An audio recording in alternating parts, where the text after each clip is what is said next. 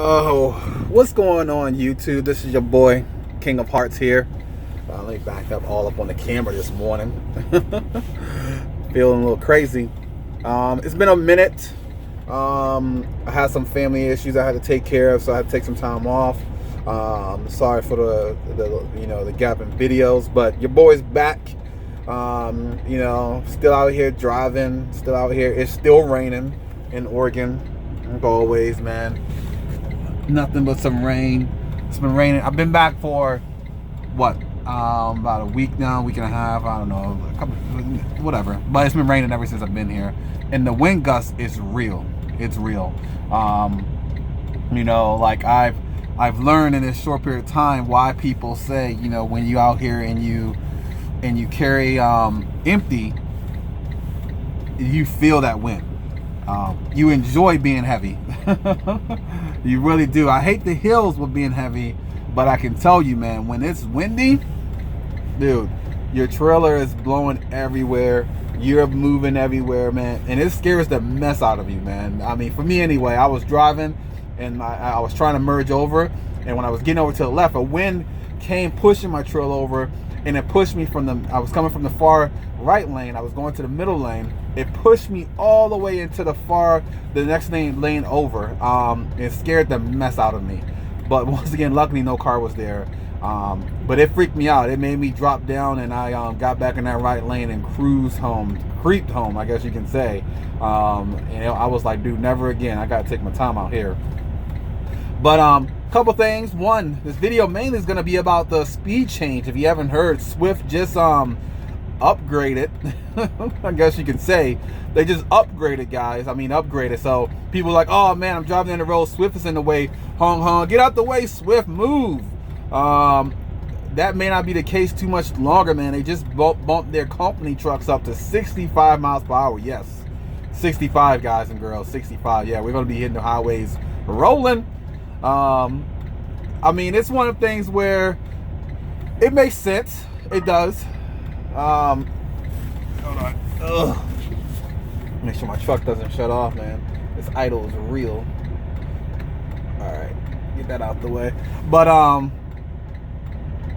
yeah, the 65 miles per hour. So it makes sense when you're on these highways that are doing when the speed limit is like 70, or 80 in some states. I mean, and you're out there, right now the trucks really are governor. I mean, at cruise control, so when you set it on cruise control, the trucks right now would do about 63. When you're pushing on the pedal, the trucks will do about 60 to 61. So now when you put the truck on cruise control, the truck will do 65 on cruise, and when you push on the pedal, it will do 63, which is nice. I'm not gonna lie, man. And actually out here they're changing some of these roads. So Oregon is one of the states I don't like, in Cali, because the truck speed is 55, which I think is ridiculous, man. I just don't know why they want us to do 55. I get it. They may be like, oh, it's more traffic, you're in these cities, but I mean, 55 is like a ridiculous speed. When the cars are doing 65 and 70 and we're doing 55, I think we're more of a hazard to the road than anything. But that's just my opinion, man. I'm not the person that sits down here and knows it all. But like I said, 65 is a new speed, so we can keep up. And I mean, cruise control is nice. I like cruise control. They have a little device here. It's not on right now, but this little device, let me see if I can show it to you right here. This is pretty cool, because you use that, it actually tells you the speed in front of you. And when you set your cruise control, which the cruise control on my Freightliner is right here. It's right here on my steering wheel. Let me see if I can show it to you. Right there. Which is pretty, oh, my bad. Over here. That's my engine brake over there. Cruise control right here. Which is pretty nice because you can just, like a car, increase, decrease the speed. But you can set it off of that item, and it tells you, say your car in front of you is doing 65. You set your cruise control at 60 whatever, and it does that, and it adjusts it as the cars get closer to you. Especially when you're going downhill, it helps out a lot. And not in the bad weather. Obviously, you don't want to do like the winter, because the truck's pretty much controlled by that. So it applies the brakes, it does whatever it needs to be done. Hair kind of crazy there. But it does everything. So when you go down the hill, like me, man, I get behind a truck. Get behind these super truckers out here, and I just ride them. You know what I'm saying? I hit my cruise control on like 60, whatever. I'm going down the hill. The truck in front of me may be doing 55. Even though I may be at 60, my truck will not go past. It won't go get a certain distance between the truck in front of me and myself. So it keeps on pushing my truck back. So it applies the brakes. It does whatever it needs, engine brake, whatever. And I just coasting down the hill behind a truck. That's why you see a lot of trucks out here that will just stay behind one truck and just go down the hill and follow that first truck. That first truck is going to have to do some work. They're going to have to use the engine brake, whatever, adjust their speed constantly. But if you're in this, Freightliner automatic or for cruise control, man, you're not doing anything. All you're doing is just sitting back and holding that wheel, making sure that trailer stays on the road, which is nice.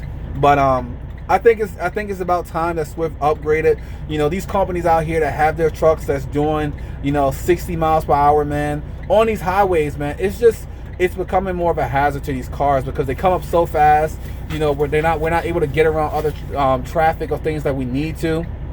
Sorry, I got my four-ways on. I'm in the yard.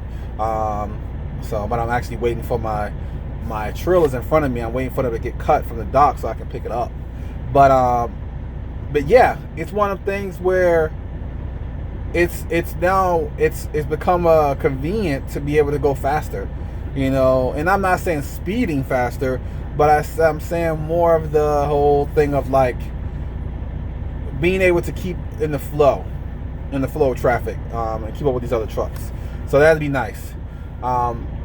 And we'll see how it works. I don't know how they do it. I don't know if it's an upgrade. I think it's going to be on the 27th of this month. So if you see a Swift flying by you, I don't think you will. But I do catch some slow trucks out here. I'll be rolling, man. But you got to think, if you're an owner-operator, you're not driving fast. If you're thinking about fuel. Right now in company, we don't care about fuel. We spend whatever, you know what I'm saying? I spend 400 some miles the other day, 300 some miles. You do whatever to keep this truck full up, convenient for you. But when you're owner op, your fuel is off of your MPGs, and you're looking at your speed, you're looking at everything. So you may be wanting to creep when you're owning your truck, because the less fuel you burn, the more money's in your pocket. So also had a question. I'm sorry about the question. I had a couple of them. I saw lots of my subscribers out there, the people that put them out there. Thank you for all the comments. Thanks for subscribing to the channel. We're growing. I will start to do some live videos soon. Boys, just trying to get adjusted. It's a learning experience for me, just like all you guys and girls are going through. And it takes time. And I see some of these people on YouTube, man, and they probably got it all pat down, but I'm like, how do they have all this time, man? How? And I'm running dedicated, and I feel like, man, but maybe if you're over the road, you do have a little bit more time. You had to dock more. Like when I get to the dock here, you gotta think I'm coming from home. So at home, I don't really make videos. When I'm at home, I'm with my family. But when I get to the yard, my truck is ready to go. My trailer is normally ready. I'm at here. This is probably the longest. I got here a little early today because I had to go in the office and get some stuff done. But outside of that, I get here, I get my trailer, I'll hit the road. And then I may take a 30, which I shoot y'all videos sometimes in between those. But then I get back, and unless I'm staying overnight at the yard or something, I'm normally back in the whip and get back in the car, and I'm heading back home. But some of the guys I see do videos every day. I would love to get to that point. I may try. I think it's beneficial. It shows some more information. Get to some live feeds which can actually start answering questions directly, which would be cool. But I had a question that came up about when I was with my mentor about home time. Home time is a big question in this industry. I think anybody that comes into trucking is always home time. What does the home time look like? What is it? And what is it? How does it go? For one, home time is 1 day off for 1 week, which I know is, everybody used to 2 days off, but it's 1 day you earn for every week. For one, the question wasn't about that. So if you go out on the road for 3, and they really want you on the road for 4 to 6 weeks. That's what they may not tell you. Your recruiter. It's really 4 to 6 weeks. I know I said that I want to shoot for 3 to 4 weeks, but that's what I was looking to, and I still probably will when I get back out. I think that 3 to 4 weeks is my time frame, but they really push you to do 4 to 6 weeks when you get out on the road. And then but the maximum amount of days you can take off when your company I think it's still like 4 days, like 4 to 5 days. So I don't see why, and I may be wrong, but if you're on the road for 6 weeks, I don't think you can take off 6 days.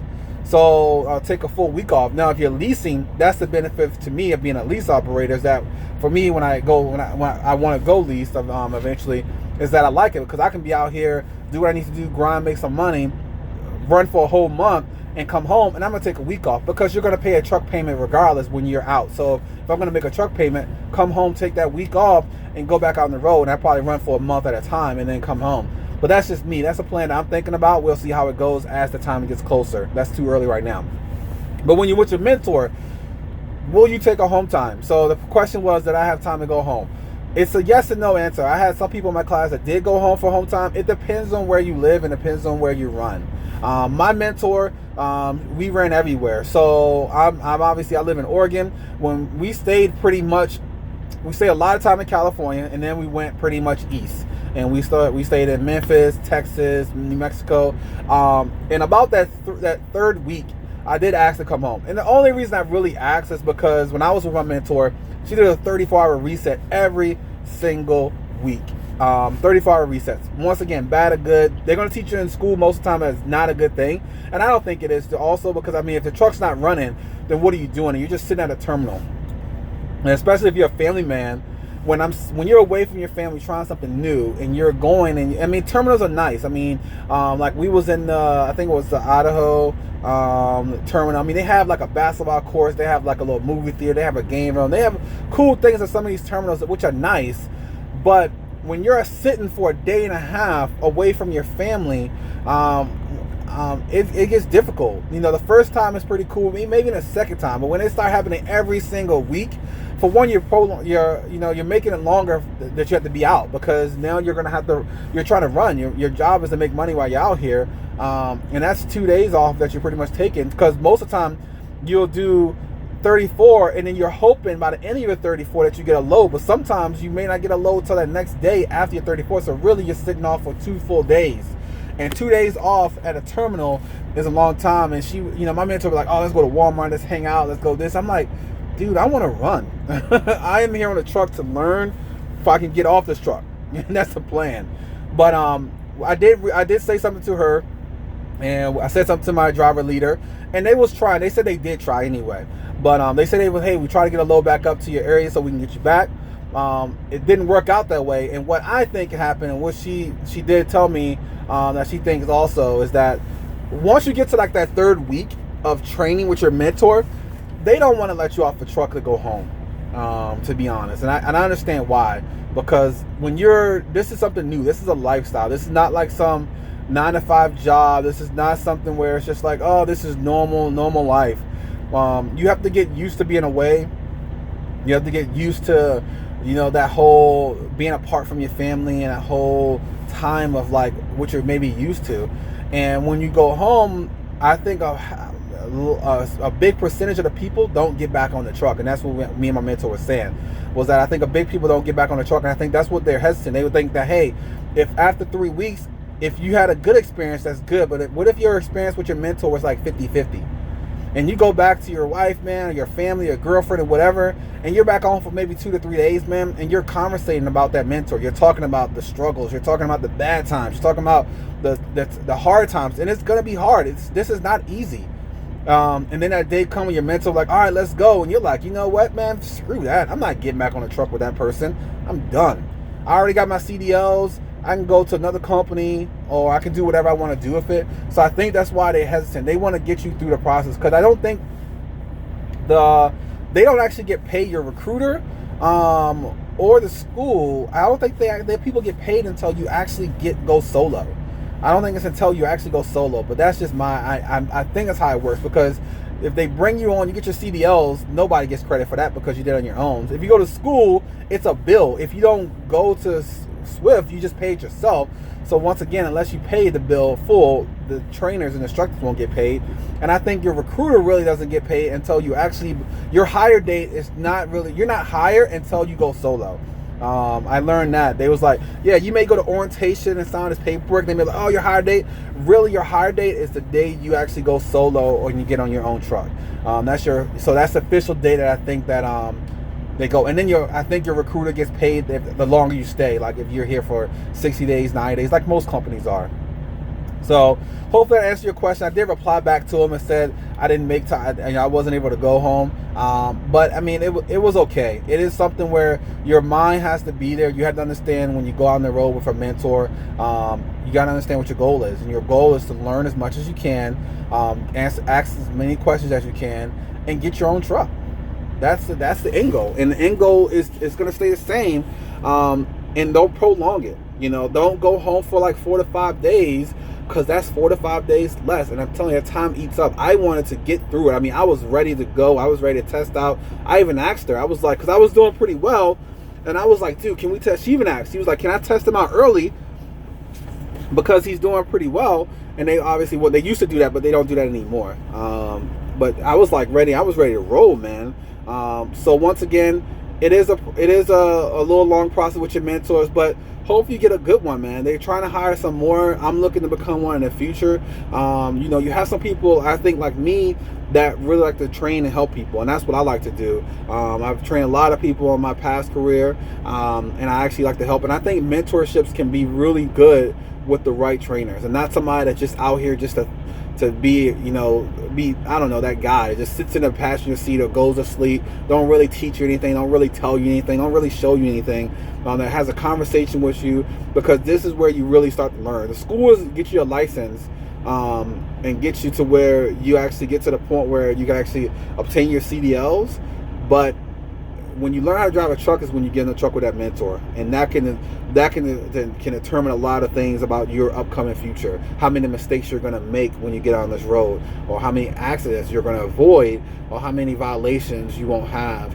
Depends on how good your mentor is, and it sucks, but that's it. But we'll see. Once again, push hard. The people that's about to go to school, good luck. I think a person just finished up school. Congratulations if everything went out well. I saw you put a comment back. I got to read it. But it's a good career so far, guys. It's a step. It's a process in a career. Remember, it's not like a career. Don't go into these holes. Some of these people that say, "Oh, you're gonna make all this money." Don't let money be it. If you're coming here thinking, you'd be like, if you're coming to this industry being like, I'm gonna make $1,000 a week, and that's why I want to get into this. Don't do it. Just being honest, man. You can make a lot more than $1,000, but you can also make a lot less than $1,000. This is a career that you have control over how much you make, and that's the difference between a lot of other jobs out there. And it opens up so many doors for you, but you got to be safe. You got to be determined, and you can't give up. So this is your boy King of Hearts. A little longer than the 15 minutes. My first video back. Hopefully y'all having a great day. It's raining here. Thanksgiving's coming up, so yes, that's what I'm talking about. But remember, like I always say, love what you do what you love, and never give up. Never give up. It's always worth it. Y'all have a blessed day. I'll get it to you guys later. Peace.